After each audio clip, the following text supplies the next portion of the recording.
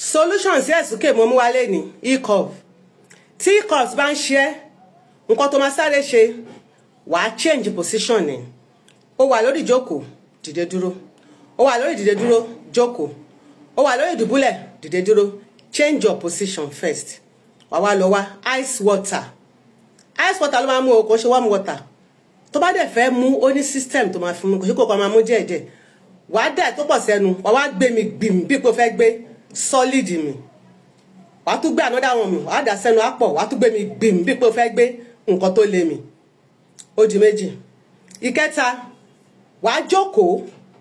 tó bá ti jókòó wàá mú ọwọ́ ẹ méjèèjì wàá fi wa orókùsẹ̀ ẹ mọ́ ikùn ẹ wàá wa orókùsẹ̀ ẹ mọ́ ikùn ẹ wàá wá dúró bẹ́ẹ̀ fún 5 minutes after 10 minutes wàá tún ṣe tó ṣe gbogbo nǹkan tí mo sọ yìí ẹ̀sùnkè yìí ó máa lọ bíi magic breathing exercise yẹn ó wà very very important wàá mí sínú wàá dá dúró bẹ́ẹ̀ fún bíi some second wàá wá mí síta pẹ̀lẹ́nu wàá tún mí sínú wàá tún mítà wàá mú síta pẹ̀lẹ́nu mí sínú mí síta yẹn ó lè ṣe yẹn 10 times ice water ló máa mu ní gbọ̀ngbọ̀n wàá jókòó wàá fà ní ìzẹ́ méjèèjì wàá fà mọ́ra you can jump o lè fò sókè o lè jó o lè change position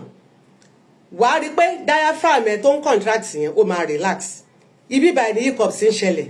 ẹran kan wà bíbáyìí tá à ń pè ní diaphragm ibẹ̀ ní gbogbo kinní yẹn ti ń ṣẹlẹ̀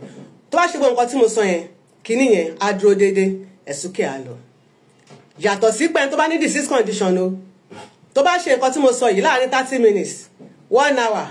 kò fi ẹ́ sílẹ̀ ó jẹ́ pé tiẹ̀ kì í ṣe ordinary ẹ̀sùnkè ó jẹ́ pé ìwọ máa ní láti